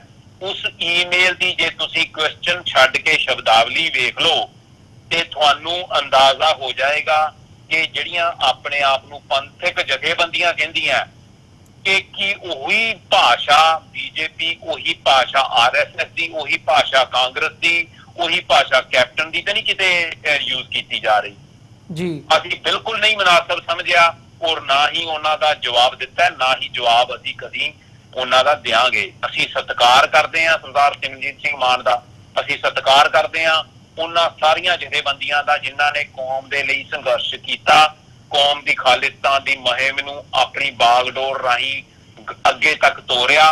ਪਰ ਸਾਨੂੰ ਸਵਾਲ ਕਰਨ ਤੋਂ ਪਹਿਲਾਂ ਕੌਮ ਦੀ ਕਚਹਿਰੀ ਦੇ ਵਿੱਚ ਉਹਨਾਂ ਸੰਸਥਾਵਾਂ ਨੂੰ ਜਿਨ੍ਹਾਂ ਨੇ 1.5 ਲੱਖ ਸਿੰਘ ਸਿੰਘਣੀਆਂ ਖਾਲਿਸਤਾਨ ਦੇ ਨਾਂ ਤੇ ਖਾਲਿਸਤਾਨ ਦੇ ਮੁਹਿੰਮ ਲਈ ਸ਼ਹੀਦ ਹੋਏ, ਉਹਨਾਂ ਨੂੰ ਪਹਿਲਾਂ ਜਵਾਬ ਦੇਈ, ਉਹਨਾਂ ਨੂੰ ਹੋਣਾ ਪੈਣਾ ਜੀ। ਪਰ ਸਾਡਾ ਮਕਸਦ ਹੈ ਸਿਰਫ ਤੇ ਸਿਰਫ ਭਾਰਤ ਦੀ ਦਹਿਸ਼ਤਗਰਦ ਹੁਕੂਮਤ ਨੂੰ ਮੂੰਹ ਤੋੜ ਜਵਾਬ ਦੇਣੇ। ਮੈਂ ਗੁਰੂ ਕੋਲੋਂ ਅਰਦਾਸ ਕਰਦਾ ਕਿ ਇਹ ਕਾਸ਼ ਕਿਤੇ ਭਾਰਤੀ ਹੁਕੂਮਤ ਵੱਲੋਂ ਸਾਨੂੰ ਕਿਤੇ ਪੁੱਛਿਆ ਜਾਂਦਾ, ਅਸੀਂ ਉਹਨਾਂ ਦੀ ਉਹ ਹਾਲਾਤ ਕਰ ਦੇਣੇ ਸੀ ਦੁਨੀਆ ਭਰ ਦੇ ਵਿੱਚ ਹੁਕੂਮਤ ਭਾਰਤੀ ਦਹਿਸ਼ਤਗਰਦ ਦੇ ਕਿ ਤੁਸੀਂ ਆਪ ਦੇਖਦੇ ਹੋ ਕਿ ਉਹਨਾਂ ਨੂੰ ਫਿਰ ਜਗ੍ਹਾ ਨਹੀਂ ਲੱਭਦੀ ਜਾਣ ਨੂੰ ਕਿਸੇ ਆਸੇ ਪਾਸੇ ਜੀ। ਨਹੀਂ ਪੰਨੂ ਸਾਹਿਬ, ਮੈਂ ਇੱਕ ਵਾਰ ਦੁਬਾਰਾ ਕਲੈਰੀਫਾਈ ਕਰਨਾ ਚਾਹੂੰਗਾ ਕਿ ਕੀ ਇਹ ਜਿਹੜੀ ਮੁਹਿੰਮ ਹੈਗੀ ਹੈ ਇਹ ਸਾਰਿਆਂ ਦੀ ਸਾਂਝੀ ਨਹੀਂ ਹੈਗੀ? ਤੁਹਾਨੂੰ ਨਹੀਂ ਲੱਗਦਾ ਵੀ ਸਾਰਿਆਂ ਦੇ ਨਾਲ ਮਿਲ ਬੈਠ ਕੇ ਇੱਕ ਟੇਬਲ ਟਾਕ ਦੇ ਜ਼ਰੀਏ ਇੱਕ ਮਿਨੀਮਮ ਕਾਮਨ ਏਜੰਡਾ ਹੀ ਬਣਾ ਲਿਆ ਜਾਵੇ, ਜਿਹੜੀਆਂ ਜਥੇਬੰਦੀਆਂ ਵੀ ਹੈਗੀਆਂ ਨੇ ਵੀ ਉਹ ਇਕੱਠੀਆਂ ਹੋ ਕੇ ਇਸ ਦੇ ਵਿੱਚ ਸ਼ਮੂਲੀਅਤ ਕਰ ਸਕਣ? ਉਹਦੇ ਚ ਭਾਜੀ ਅਮਰਵੀਰ ਸਿੰਘ ਜੀ ਆਪਾਂ ਇਹ ਵੀ ਪੁੱਛ ਸਕਦੇ ਹਾਂ ਕਿ ਇਹ ਜਥੇਬੰਦੀਆਂ ਪਹਿਲਾਂ ਆਪਸ ਚ ਇਕੱਠੀਆਂ ਕਿਉਂ ਨਹੀਂ ਹੁੰਦੀਆਂ? ਜਿੱਦਣ ਤਾਂ ਸ਼੍ਰੋਮਣੀ ਗੁਰਦੁਆਰਾ ਪ੍ਰਬੰਧਕ ਕਮੇਟੀ ਦੀ ਇਲੈਕਸ਼ਨਾਂ ਦੀ ਗੱਲ ਆਉਂਦੀ ਹੈ ਉਦੋਂ ਹਰਪਾਲ ਸਿੰਘ ਚੀਮਾ ਸਿਮਰਜੀਤ ਸਿੰਘ ਤੇ ਮਾਨ ਦੇ ਉਲਟ ਖੜ ਜਾਂਦੇ ਆ, ਜਾਂ ਹਰ ਇੱਕ ਇਹਨਾਂ ਦੇ ਜਥੇਬੰਦਕ ਢਾਂਚੇ ਦੇ ਵਿੱਚ ਇੱਕ ਦੂਸਰੇ ਨੂੰ ਨੀਵਾਂ ਵਿਖਾਉਣ ਦੀ ਕੋਸ਼ਿਸ਼ ਕੀਤੀ ਜਾਂਦੀ ਹੈ। ਔਰ ਮੈਂ ਤੁਹਾਨੂੰ ਜੇ ਚਾਹੋ ਤਾਂ ਬਿਆਨ ਹੁਣੇ ਭੇਜ ਦਿੰਦਾ, ਜਿੱਥੇ ਮਾਨ ਸਾਹਿਬ ਨੇ ਭਾਈ ਦਿਲਜੀਤ ਸਿੰਘ ਬਿੱਟੂ ਜਿਨ੍ਹਾਂ ਨੇ ਪਿਛਲੇ 30 ਸਾਲ ਸੇਵਾ ਕੀਤੀ ਹੈ ਕੌਮ ਦੀ ਜੀ, ਤੁਸੀਂ ਸੰਘਰਸ਼ ਦੀ ਸੇਵਾ ਕਰਨ ਵਾਲਿਆਂ ਨੂੰ ਪੁਲਿਸ ਦਾ ਕੈਟ ਨਹੀਂ ਕਹਿ ਸਕਦੇ, ਚਾਹੇ ਕਿਸੇ ਨਾਲ ਵੀ ਸਾਡੇ ਵਿਚਾਰਧਾਰਕ ਸਾਂਝ ਹੈਗੀ ਜਾਂ ਨਹੀਂ ਹੈਗੀ, ਚਾਹੇ ਉਹ ਭਾਈ ਕੰਵਰਪਾਲ ਸਿੰਘ ਬਿੱਟੂ ਹੈ, ਭਾਵੇਂ ਦਿਲਜੀਤ ਸਿੰਘ ਬਿੱਟੂ ਹੈ। ਜਿੱਦਣ ਤਾਂ ਉਹ ਮਾਨ ਸਾਹਿਬ ਦੀ ਵਿਚਾਰਧਾਰਾ ਦੇ ਉਹ ਸਵਾਲ ਪੁੱਛਦੇ ਉਦੋਂ ਉਹ ਕਾਲੀਆਂ ਬਿੱਲੀਆਂ ਬਣ ਜਾਂਦੇ ਆ, ਜਿੱਦਣ ਸੇਮ ਟੇਬਲ ਦੇ ਉੱਤੇ ਬਹਿ ਕੇ ਗੱਲ ਕਰਨ ਲੱਗ ਜਾਂਦੇ ਆ ਫਿਰ ਇਹਨਾਂ ਦੇ ਸੱਜਣ ਬਣ ਜਾਂਦੇ ਆ। ਸਾਡੇ ਨਾਲ ਗੱਲ ਕਰਨ ਤੋਂ ਪਹਿਲਾਂ ਪੰਜਾਬ ਦੀਆਂ ਜਥੇਬੰਦੀਆਂ ਜਾਂ ਪੰਜਾਬ ਦੇ ਜਿਹੜੇ ਆਪਣੇ ਆਪ ਨੂੰ ਪੰਥਕ ਆਗੂ ਕਹਾਉਣ ਵਾਲੇ ਕਿਤੇ ਇੱਕ ਟੇਬਲ ਤੇ ਬਹਿ ਕੇ ਗੱਲ ਤਾਂ ਕਰ ਲੈਣ ਜੀ, ਫਿਰ ਅਸੀਂ ਵੀ ਗੱਲ ਕਰ ਲਾਂਗੇ। ਨਹੀਂ ਪੰਨੂ ਸਾਹਿਬ, ਮੇਰੇ ਸਵਾਲ ਦਾ ਵੀ ਉਹ ਇਸੇ ਕਰਕੇ ਹੈ ਕਿਉਂਕਿ ਇਹਨਾਂ ਸਵਾਲਾਂ ਦੇ ਵਿੱਚ ਜਿਹੜੀਆਂ ਆਮ ਸੰਗਤਾਂ ਹੈਗੀਆਂ ਨੇ ਉਹ ਕਨਫਿਊਜ਼ਨ ਦੇ ਵਿੱਚ ਆ ਜਾਂਦੀਆਂ ਨੇ। ਨਹੀਂ, ਕੋਈ ਕਨਫਿਊਜ਼ਨ ਨਹੀਂ ਅਮਰਵੀਰ ਭਾਜੀ, ਆਪਾਂ ਸਿੱਧੇ ਸਿੱਧੇ ਸ਼ਬਦਾਂ 'ਚ ਗੱਲ ਕਰੀਏ। ਇਹ ਮੁਹਿੰਮ ਜਿਹੜੀ ਹੈ ਗ੍ਰਾਸ ਰੂਟ ਲੈਵਲ ਦੀ ਸਿੱਖ ਕੌਮ ਦੀ ਆਜ਼ਾਦੀ ਦੀ ਹੈ। ਕਿਸੇ ਲੀਡਰ ਦੀ ਇਹ ਜਗੀਰ ਨਹੀਂ ਗੀ, ਨਾ ਮੇਰੀ ਆ ਨਾ ਕਿਸੇ ਹੋਰ ਪੰਥਕ ਦੀ। ਨਾ ਮੈਂ ਆਪਣੇ ਆਪ ਨੂੰ ਆਗੂ ਕਦੀ ਪੰਥ ਦਾ ਕਹਾਇਆ, ਨਾ ਮੈਂ ਲੀਡਰ ਬਣਨਾ ਚਾਹੁੰਦਾ। ਮੈਂ ਕਾਨੂੰਨੀ ਸਲਾਹਕਾਰ ਹਾਂ ਔਰ ਕਾਨੂੰਨੀ ਸਲਾਹਕਾਰ ਵਜੋਂ ਹੀ ਮੈਂ ਵਿਚਰਾਂਗਾ ਜੀ। ਸਾਡਾ ਕੰਮ ਹੈ ਪੰਜਾਬ ਦੇ ਹਰ ਇੱਕ ਮੂਲ ਨਿਵਾਸੀ ਨੂੰ, ਹਰ ਇੱਕ ਬਸ਼ਿੰਦੇ ਨੂੰ ਇਹ ਦੱਸਣਾ ਕਿ ਪੰਜਾਬ ਭਾਰਤ ਦੀ ਹਕੂਮਤ ਥੱਲੇ ਗੁਲਾਮ ਹੈ। ਗ੍ਰੰਥ ਤੇ ਪੰਥ ਤਾਂ ਹੀ ਬਚੇਗਾ ਜੇ ਤੁਸੀਂ ਇਹ ਮੰਨੋਗੇ ਤੁਸੀਂ ਗੁਲਾਮ ਹੈ। ਇਹ ਪੰਥਕ ਲੀਡਰਾਂ ਨੂੰ ਜਾਂ ਪੰਥਕ ਸੰਸਥਾਵਾਂ ਨੂੰ ਸਾਨੂੰ ਸਮਝਾਉਣ ਦੀ ਜ਼ਰੂਰਤ ਨਹੀਂ ਹੈ, ਨਾ ਹੀ ਅਸੀਂ ਸਮਝਾਉਣ ਦੇ ਉਹਨਾਂ ਨੂੰ ਕਾਬਲ ਆ ਜੀ। ਸਮਝਾਇਆ ਉਹਨੂੰ ਜਾਂਦਾ ਜਿਹੜਾ ਸਮਝਣਾ ਚਾਹਵੇ, ਜਿਹੜਾ ਸਮਝਣਾ ਨਹੀਂ ਚਾਹੁੰਦਾ ਉਹਨੂੰ ਨਹੀਂ ਦੱਸਿਆ ਜਾ ਸਕਦਾ। ਦੁਬਈ ਦੇ ਵਿੱਚ ਸਿੰਘ ਗੱਡੀ ਚਲਾਉਂਦੇ ਆ, ਟਰੱਕ ਚਲਾਉਂਦੇ ਆ। ਸਾਊਥ ਅਫਰੀਕਾ 'ਚ ਮੁੰਡੇ ਡਾਕਟਰ ਹੈ, ਆਸਟ੍ਰੇਲੀਆ 'ਚ ਮੁੰਡੇ IT ਦਾ ਕੰਮ ਕਰਦੇ ਆ, ਇਟਲੀ 'ਚ ਮੁੰਡੇ ਇਹ ਖੇਤੀ ਕਰਦੇ ਆ। ਉਹਨਾਂ ਨੂੰ ਤਾਂ ਪਤਾ ਰੈਫਰੈਂਡਮ ਗੈਰ ਸਰਕਾਰੀ ਕਿਵੇਂ ਹੋਣਾ ਹੈ ਤੇ ਕੀ ਹੋ ਰਿਹਾ। ਆਪਣੀ ਪੰਥਕ ਧਿਰਾਂ ਨੂੰ ਨਹੀਂ ਪਤਾ। ਇਹ ਬੜੀ ਜਿਹੜੀ ਹੈ, ਮੈਂ ਲਫ਼ਜ਼ ਨਹੀਂ ਕੋਈ ਯੂਜ਼ ਕਰਨਾ ਚਾਹੁੰਦਾ ਕਿਸੇ ਦੀ ਸ਼ਾਨ ਦੇ ਖਿਲਾਫ। ਜੀ, ਸੋ ਅੰਤ ਦੇ ਵਿੱਚ ਪੰਨੂ ਸਾਹਿਬ, ਜੇ ਮੈਂ ਇਹਦੇ ਤੋਂ ਵੀ ਉੱਠ ਕੇ ਸੰਗਤਾਂ ਨੂੰ ਇਸ 12 ਅਗਸਤ ਦੇ ਹਵਾਲੇ ਦੇ ਨਾਲ ਤੁਸੀਂ ਕੋਈ ਸੰਦੇਸ਼ ਇਸ ਪਲੇਟਫਾਰਮ ਤੋਂ TV84 ਦੀਆਂ ਜਿਹੜੀਆਂ ਦਰਸ਼ਕ ਹੈਗੇ ਇਸ ਵਕਤ ਸਾਡੇ ਨਾਲ ਜੁੜੇ ਹੋਏ ਆ, ਜਾਂ ਜਿੱਥੇ ਤੱਕ ਵੀ ਇਸ ਪਲੇਟਫਾਰਮ ਰਾਹੀਂ ਗੱਲ ਪਹੁੰਚਣੀ ਹੈ, ਉਹਨਾਂ ਨੂੰ ਕੋਈ ਸੁਨੇਹਾ ਦੇਣਾ ਚਾਹੋ ਅੰਤ ਦੇ ਵਿੱਚ? ਦੇਖੋ, ਹੱਥ ਜੋੜ ਕੇ ਸਿੱਖ ਕੌਮ ਦੀ ਕਚਹਿਰੀ 'ਚ ਬੇਨਤੀ ਹੈ, ਸਾਡੀ ਨਿਮਰਤਾ ਸਾਹਿਬ, ਅਸੀਂ ਹਰ ਧਿਰ, ਚਾਹੇ ਸ਼੍ਰੋਮਣੀ ਅਕਾਲੀ ਦਲ ਅੰਮ੍ਰਿਤਸਰ ਹੈ, ਚਾਹੇ ਦਲ ਖਾਲਸਾ ਹੈ, ਚਾਹੇ ਹਰ ਉਹ ਧਿਰ ਹੈ ਜਿਨ੍ਹਾਂ ਸਿੱਖ ਕੌਮ ਦੀ ਜਿਹੜੀ ਆਵਾਜ਼ ਤੇ ਆਜ਼ਾਦੀ ਦੀ ਗੱਲ ਕੀਤੀ, ਅਸੀਂ ਉਹਦਾ ਸਤਿਕਾਰ ਕਰਦੇ ਹਾਂ। ਪਰ ਇਸ ਵਕਤ ਧਿਰਾਂ ਤੋਂ ਉੱਠ ਕੇ, ਆਪਣੇ ਆਪ ਤੋਂ ਉੱਠ ਕੇ ਵੀ ਮੈਨੂੰ ਕੀ ਕਿਹਾ ਗਿਆ ਔਰ ਮੈਂ ਕੀ ਕਰ ਸਕਦਾ, ਸਿੱਖ ਕੌਮ ਦੀ ਕਚਹਿਰੀ ਦੇ ਵਿੱਚ ਅਸੀਂ ਨਿਮਰਤਾ ਸਹਿਤ ਬੇਨਤੀ ਕਰਦੇ ਹਾਂ ਕਿ ਜਿਹੜਾ ਲੰਡਨ ਐਲਾਨਨਾਮਾ, ਇਹ ਸਿੱਖ ਕੌਮ ਦੇ ਇਤਿਹਾਸ ਦੇ ਵਿੱਚ ਲਿਖਿਆ ਜਾਣਾ ਜੀ। ਤੇ ਉਸ ਦਿਨ ਸਿੱਖ ਕੌਮ ਦੀ ਆਜ਼ਾਦੀ ਦੇ ਸੰਘਰਸ਼ ਲਈ ਜਿਹੜਾ ਸੰਕਲਪ, ਜਿਹੜਾ ਅੰਤਰਰਾਸ਼ਟਰੀ ਐਲਾਨਨਾਮਾ ਕਾਨੂੰਨੀ ਤੌਰ ਤੇ ਹੋਣਾ ਸੀ, ਉਹਦੇ 'ਚ ਕੌਣ ਆਇਆ ਨਿੱਜੀ ਤੌਰ ਤੇ? ਜੀ, ਸਿੱਖ ਕੌਮ ਜਿਹੜੀ ਹੈ ਉਹਨੂੰ ਨਿਮਰਤਾ ਸਹਿਤ ਬੇਨਤੀ ਹੈ, ਪਰਿਵਾਰਾਂ ਸਮੇਤ ਦੇਸ਼ ਵਿਦੇਸ਼ਾਂ ਤੋਂ ਲੰਡਨ ਪਹੁੰਚ ਕੇ ਇਹ ਐਲਾਨਨਾਮੇ ਦਾ ਸਹਿਯੋਗ ਕਰੀਏ ਔਰ ਇਸ ਨੂੰ ਕਾਮਯਾਬ ਕਰੀਏ। ਜੀ, ਸੋ ਪੰਨੂ ਸਾਹਿਬ, ਤੁਹਾਡਾ ਬਹੁਤ ਬਹੁਤ ਧੰਨਵਾਦ। ਤੁਸੀਂ ਆਪਣਾ ਸਮਾਂ ਕੱਢਿਆ ਤੇ ਸਾਡੇ ਨਾਲ ਵਿਚਾਰਾਂ ਦੀ ਸਾਂਝ ਪਾਈ ਹੈ। ਉਮੀਦ ਕਰਦੇ ਹਾਂ ਤੇ ਕੋਸ਼ਿਸ਼ ਕਰਾਂਗੇ ਆਉਣ ਵਾਲੇ ਸਮੇਂ ਦੇ ਵਿੱਚ ਵੀ ਇਸ ਸਾਰੀ ਮੁਹਿੰਮ ਦੇ ਨਾਲ ਜੁੜੀਆਂ ਹੋਈਆਂ ਜਿਹੜੀਆਂ ਡਿਵੈਲਪਮੈਂਟਸ ਹੁੰਦੀਆਂ ਨੇ, ਉਹਦੇ ਤੇ ਉਸ ਹਵਾਲੇ ਦੇ ਨਾਲ ਸਾਡੇ ਦਰਸ਼ਕਾਂ ਤੱਕ, ਸੰਗਤ ਤੱਕ ਜਿੰਨੀ ਕੁ ਵੀ ਅਸੀਂ ਆਪਣੀ ਸਮਰੱਥਾ ਦੇ ਮੁਤਾਬਕ ਜਾਣਕਾਰੀ ਪਹੁੰਚਾ ਸਕਦੇ ਹਾਂ, ਉਹ ਪਹੁੰਚਾਉਂਦੇ ਰਹੀਏ। ਸੋ ਇੱਥੇ ਅੱਜ ਦੇ ਸ਼ੋਅ ਦੇ ਵਿੱਚ ਤੁਹਾਡੇ ਕੋਲੋਂ ਇੱਥੇ ਹੀ ਇਜਾਜ਼ਤ ਚਾਹਾਂਗੇ ਜੀ। ਬਹੁਤ ਬਹੁਤ ਧੰਨਵਾਦ ਤੁਹਾਡਾ। ਵਾਹਿਗੁਰੂ ਜੀ ਕਾ ਖਾਲਸਾ, ਵਾਹਿਗੁਰੂ ਜੀ ਕੀ ਫਤਿਹ। ਵਾਹਿਗੁਰੂ ਜੀ ਕੀ ਫਤਿਹ। ਵਿਊਅਰਸ, ਉਮੀਦ ਕਰਦੇ ਹਾਂ ਕਿ ਜਿਹੜੀ ਸਾਡੀ ਅੱਜ ਦੀ ਗੱਲਬਾਤ ਸੀ ਸਿੱਖਸ ਫॉर ਜਸਟਿਸ ਦੇ ਲੀਗਲ ਐਡਵਾਈਜ਼ਰ ਗੁਰਪਤਵੰਤ ਸਿੰਘ ਪੰਨੂ ਹੋਰਾਂ ਦੇ ਨਾਲ, ਤੁਹਾਨੂੰ ਜ਼ਰੂਰ ਪਸੰਦ ਆਈ ਹੋਵੇਗੀ। ਸੋ ਜਾਂਦੇ ਜਾਂਦੇ ਤੁਹਾਡੇ ਚਰਨਾਂ ਦੇ ਵਿੱਚ ਵੀ ਬੇਨਤੀ ਆ, TV84 ਨੂੰ ਅੱਗੇ ਵਧਾਉਣ ਦੇ ਲਈ, ਚੱਲਦਾ ਰੱਖਣ ਦੇ ਲਈ ਸਾਨੂੰ ਤੁਹਾਡੀ ਸਹਾਇਤਾ ਦੀ ਲੋੜ ਹੈ। TV84 ਨੂੰ ਡੋਨੇਟ ਕਰਨ ਦੇ ਲਈ ਤੁਸੀਂ ਸਾਡੀ ਵੈਬਸਾਈਟ www.tv84.tv ਤੇ ਜਾ ਕੇ ਸਾਨੂੰ ਡੋਨੇਟ ਕਰ ਸਕਦੇ ਹੋ ਤੇ ਮੰਥਲੀ ਡੋਨੇਸ਼ਨਸ ਦੇ ਲਈ ਪਲੈਜ ਕਰ ਸਕਦੇ ਹੋ। ਜੇ ਚੈੱਕ ਰਾਹੀਂ ਡੋਨੇਸ਼ਨਸ ਭੇਜਣੀਆਂ ਚਾਹੁੰਦੇ ਹੋ ਤਾਂ TV84 ਦੇ ਨਾਮ ਦਾ ਚੈੱਕ ਬਣਾ ਕੇ ਤੁਸੀਂ ਸਾਨੂੰ ਸਾਡੇ ਐਡਰੈਸ ਤੇ ਮੇਲ ਕਰ ਸਕਦੇ ਹੋ। 3601 37th ਐਵਨਿਊ, ਲੌਂਗ ਆਈਲੈਂਡ ਸਿਟੀ, ਨਿਊਯਾਰਕ 11101। ਵੈਬਸਾਈਟ ਇੱਕ ਵਾਰ ਫਿਰ ਰਿਪੀਟ ਕਰਦੇ ਹਾਂ, www.tv84.tv। ਇਸੇ ਦੇ ਨਾਲ ਵਿਊਅਰਸ, ਅਸੀਂ ਅੱਜ ਦੇ ਪ੍ਰੋਗਰਾਮ ਦੇ ਵਿੱਚ ਤੁਹਾਡੇ ਕੋਲੋਂ ਇੱਥੇ ਹੀ ਇਜਾਜ਼ਤ ਚਾਹਾਂਗੇ। ਦੁਬਾਰਾ ਫਿਰ ਕੱਲ੍ਹ ਨੂੰ ਤੁਹਾਡੇ ਨਾਲ ਮੁਲਾਕਾਤ ਹੋਵੇਗੀ। ਤਦ ਤੱਕ ਲਈ ਇਜਾਜ਼ਤ ਦਿਓ ਜੀ। ਵਾਹਿਗੁਰੂ ਜੀ ਕਾ ਖਾਲਸਾ, ਵਾਹਿਗੁਰੂ ਜੀ ਕੀ ਫਤਿਹ।